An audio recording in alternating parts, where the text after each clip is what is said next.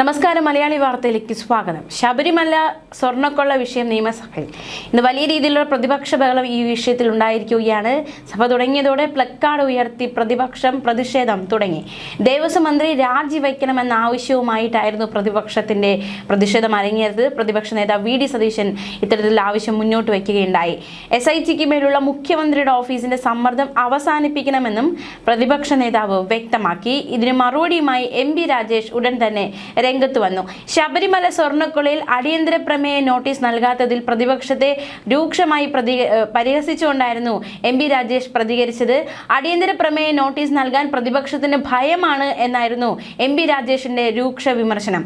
പ്രതിപക്ഷത്തിന് വിഷയം ചർച്ച ചെയ്യേണ്ടി വരുമെന്ന ഭയമാണ്, ഇത് ഭീരുത്വമാണ്, തിണ്ണമിടുക്ക് കാണിക്കുന്നു എന്നതടക്കമുള്ള വലിയ രീതിയിലുള്ള വിമർശനമാണ് മന്ത്രി MP രാജേഷ് പ്രതിപക്ഷത്തിനെതിരെ നടത്തിയത്. ഇതോടെ പ്രതിപക്ഷം ബഹളം വെച്ച് നടുത്തളത്തിൽ ഇറങ്ങുകയും നടുത്തളത്തിൽ പ്രതിപക്ഷം വലിയ രീതിയിൽ ഒരു പ്രതിഷേധം നടത്തുകയും ചെയ്തു. ഇതോടെ പ്രതിരോധിക്കാൻ ഭരണപക്ഷ MLA-മാരും എഴുന്നേറ്റു. ബാനർ കൊണ്ട് സ്പീക്കറുടെ ഇരിപ്പിടം മറച്ചുകൊണ്ടായിരുന്നു പ്രതിപക്ഷ പ്രതിഷേധം അരങ്ങേറിയത്. രൂക്ഷമായ വാദപ്രതിവാദങ്ങൾ നടന്നു.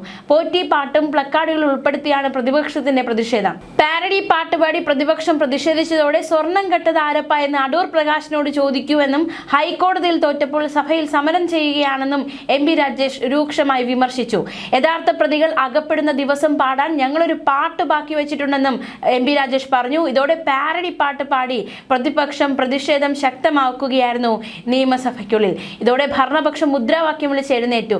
സ്വർണം കെട്ടത് ആരപ്പ, കോൺഗ്രസ് ആണ് അയ്യപ്പ എന്ന് തിരിച്ചു പാടിയായിരുന്നു ഭരണപക്ഷ പ്രതിരോധം. മന്ത്രി V ശിവൻകുട്ടിയും പോറ്റിയെ പാട്ട് പാടിയതോടെ സഭയിൽ ബഹളം ശക്തമായി. സോണിയെ അറസ്റ്റ് ചെയ്ത് ചോദ്യം ചെയ്യണമെന്നും വീട് റെയ്ഡ് ചെയ്യണമെന്നായിരുന്നു V ശിവൻകുട്ടിയുടെ ആവശ്യം. സോണിയാഗാന്ധിയുടെ വീട്ടിൽ പോറ്റി 2 തവണ പോയത് എന്തിനാണെന്നും സോണിയാഗാന്ധിയുടെ കയ്യിൽ സ്വർണം കെട്ടിക്കൊടുത്തുവെന്നും V ശിവൻകുട്ടിയുടെ വിമർശനം. ഇത് ഏറ്റുപിടിച്ച് മന്ത്രി വീണ ജോർജും വിമർശനം ഉന്നയിക്കുകയുണ്ടായി. പ്രതിപക്ഷം ഒളിച്ചോടുന്നുവെന്നും കളവ് ചെയ്തത് പ്രതിപക്ഷമാണെന്നും മന്ത്രി വീണ ജോർജിന്റെ വിമർശനം. ഇതിനിടെ നന്ദി പ്രമേയ ചർച്ചയിലേക്ക് കടന്നു. എന്തായാലും അതിരൂക്ഷമായ വിമർശനങ്ങൾ, വിമർശന പെരുമഴകൾ, പ്രതിഷേധങ്ങൾ, പ്രതിപക്ഷ ബഹളം, ഭരണപക്ഷ ബഹളം. പോറ്റിയെ കയറ്റിയ പാട്ട് വീണ്ടും നിയമസഭയിൽ എത്തിയിരിക്കുന്നു. പ്രതിപക്ഷം പാടുന്നു, തിരിച്ച് പ്രതിരോധിക്കാൻ ഭരണപക്ഷവും പാടുന്നു. വലിയ രീതിയിലുള്ള നാടകീയമായ സംഭവ വികാസങ്ങളാണ് ഇന്ന് ഈ ഒരു നിയമസഭയ്ക്കുള്ളിൽ അരങ്ങേറിയിരിക്കുന്നത്. അതേസമയം ശബരിമലയിൽ സ്വർണ്ണക്കൊള്ള കേസിൽ കൂടുതൽ പ്രതികളുടെ സ്വത്ത് കണ്ടുകെട്ടാൻ EDയുടെ നടപടി തുടങ്ങിയിരിക്കുകയാണ്. N വാസു, മുരാരി ബാബു എന്നിവരുടെ സ്വത്തുക്കളും കണ്ടുകെട്ടാനുള്ള നടപടിയാണ് തുടങ്ങിയിരിക്കുന്നത്. ദേവസ്വം ബോർഡ് മുൻ പ്രസിഡന്റും CPM ജില്ലാ കമ്മിറ്റി അംഗവുമായ A പത്മകുമാറിന്റെ സ്വത്തുക്കളും ED കണ്ടുകെട്ടും. കവർച്ച ചെയ്യപ്പെട്ട സ്വർണത്തിന്റെ മൂല്യത്തിന് തത്തുല്യമായ തുകയ്ക്ക് ആനുപാതികമായാവും സ്വത്തുക്കൾ കണ്ടുകെട്ടുന്നത്. കേസിലെ വിവിധ പ്രതികളുടെ 1 കോടി രൂപ മൂല്യം വരുന്ന 8 സ്ഥാവര സ്വത്തുക്കൾ ED മരവിപ്പിച്ചു. ശബരിമല സ്വർണ്ണക്കൊള്ളയിൽ സംസ്ഥാന വ്യാപകമായി ED നടത്തിയ റെയ്ഡിന് പിന്നാലെയാണ് ഇത്തരത്തിൽ സുപ്രധാന നടപടിയിലേക്ക് ED കടന്നിരിക്കുന്നത്. ചെന്നൈ സ്മാർട്ട് ക്രിയേഷൻസിൽ നിന്ന് 100 കിലോഗ്രാം സ്വർണവും കണ്ടെത്തിയതായി ED വ്യക്തമാക്കിയിരുന്നു. ദേവസ്വം ബോർഡ് ആസ്ഥാനത്തെ പരിശോധനയിൽ 2019 മുതൽ 2024 വരെയുള്ള സ്വർണ്ണക്കൊള്ളയുടെ വിവിധ രേഖകളും മിനിറ്റ്സും പിടിച്ചെടുത്തവയിൽ ഉൾപ്പെടുന്നു. സ്വർണം ചെമ്പാക്കി മാറ്റിയ സുപ്രധാന ഫയലുകളും കസ്റ്റഡിയിലെടുത്തിരുന്നു. ദേവസ്വം ജീവനക്കാരുടെ അനധികൃത സാമ്പത്തിക ഇടപാടിൽ സുപ്രധാന രേഖകൾ കിട്ടിയെന്നും ഇവയെല്ലാം സൂക്ഷ്മ പരിശോധനയിലാണെന്നും എൻഫോഴ്സ്മെന്റ് ഡയറക്ടറേറ്റ് വ്യക്തമാക്കി. 21 കേന്ദ്രങ്ങളാണ് ഓപ്പറേഷൻ ഗോൾഡൻ ഷാഡോ എന്ന പേരിൽ ED വ്യാപക റെയ്ഡ് നടത്തിയത്. കേരളത്തിന് പുറമെ തമിഴ്നാട്, കർണാടക എന്നീ സംസ്ഥാനങ്ങളിലും പരിശോധന ശക്തമാക്കുകയുണ്ടായി. അതേസമയം ശബരിമലയിലെ പഴയ കൊടിമരം മാറ്റി സ്ഥാപിക്കാൻ ഇടയാക്കിയത് കൊടിമരത്തിൽ അനധികൃതമായി പെയിന്റ് അടിച്ചത് ഇത് ദോഷമെന്ന ദൈവപ്രശ്നത്തിൽ കണ്ടതോടെയാണ് കൊടിമര പുനഃപ്രതിഷ്ഠയ്ക്ക് വഴി തുറന്നിരിക്കുന്നത്. ഇത് തെളിയിക്കുന്ന നിർണായക ദൈവപ്രശ്ന ചാർട്ട് അടക്കമുള്ളവ പുറത്തു വന്നിട്ടുണ്ട്. കൊടിമരത്തിന്റെ മുകളിൽ ലേപന പ്രക്രിയ ചെയ്തിരിക്കുന്നത് ദോഷമാണ്, ജീർണത ലക്ഷണമുണ്ടെന്നാണ് ചാർട്ടിൽ വ്യക്തമാക്കുന്നത്. അതുകൊണ്ട് കോൺക്രീറ്റ് കൊടിമരം മാറ്റി തടി കൊണ്ടുള്ള പുതിയ കൊടിമരം സ്ഥാപിക്കണമെന്ന് പ്രശ്നത്തിൽ നിർദ്ദേശിച്ചിട്ടുണ്ട്. ചെറുവള്ളി നാരായണൻ നമ്പൂതിരി, കൂറ്റനാട് രാവുണ്ണി പണിക്കർ, തൃക്കുന്നപ്പുഴ ഉദയകുമാർ എന്നിവരുടെ നേതൃത്വത്തിലായിരുന്നു ദൈവപ്രശ്നം നടന്നത് 2014 ജൂൺ 18-നാണ്. UDF സർക്കാർ നിയോഗിച്ച MV ഗോവിന്ദൻ നായർ പ്രസിഡന്റായിട്ടുള്ള ബോർഡായിരുന്നു ആ സമയം. അതോടെ പ്രയാർ ഗോപാലകൃഷ്ണൻ പ്രസിഡന്റും അജയ് തറയിലും അടങ്ങിയ ബോർഡാണ് കൊടിമര പുനഃപ്രതിഷ്ഠയ്ക്ക് പിന്നിലെന്ന ആക്ഷേപത്തിന് പ്രസക്തിയില്ലാതായിരിക്കുകയാണ്.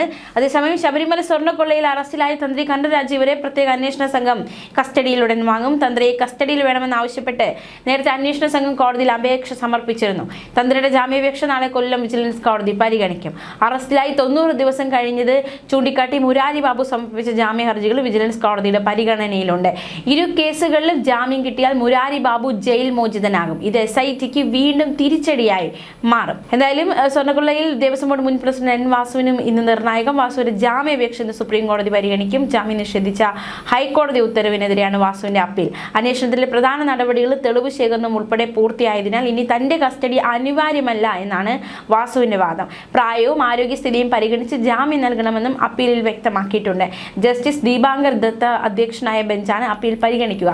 ശബരിമലയിൽ വൻ ക്രമക്കേടാണ് നടന്നതെന്ന് ശങ്കർദാസിന്റെ ഹർജി പരിഗണിക്കവേ ബെഞ്ച് നിരീക്ഷിച്ചിരുന്നു. ഹൈക്കോടതി രൂക്ഷ വിമർശനങ്ങളോടെയാണ് വാസുവിന്റെ ജാമ്യാപേക്ഷ തള്ളിയത്. അതേസമയം സ്വർണ്ണ കവർച്ചയുമായി ബന്ധപ്പെട്ട് ജനുവരി 9 രജിസ്റ്റർ ചെയ്ത കേസിൽ ED അന്വേഷണം ശക്തമാക്കുന്നത് തിരുവിതാംകൂർ ദേവസ്വം ബോർഡിലെ വർഷങ്ങളായുള്ള സാമ്പത്തിക ഇടപാടുകൾ കേന്ദ്രീകരിച്ചാണ്. ദേവസ്വം ബോർഡ് ആസ്ഥാനത്ത് മണിക്കൂറുകൾ നീണ്ട പരിശോധനയാണ് നടന്നത്. ഒരു ഘട്ടത്തിൽ കൂടുതൽ ഉദ്യോഗസ്ഥരെ ഇവിടേക്ക് വിളിച്ചു വരുത്തുകയും ചെയ്തു. സംഭാവനകൾ കൈകാര്യം ചെയ്തതിൽ ഏതെങ്കിലും തരത്തിലുള്ള ക്രമക്കേടുകൾ നടന്നിട്ടുണ്ടോ എന്നും ആചാരവുമായി ബന്ധപ്പെട്ട സാമ്പത്തിക ഇടപാടുകൾ തട്ടിപ്പുണ്ടോ എന്നുമാണ് പ്രധാനമായും പരിശോധിക്കുന്നത്.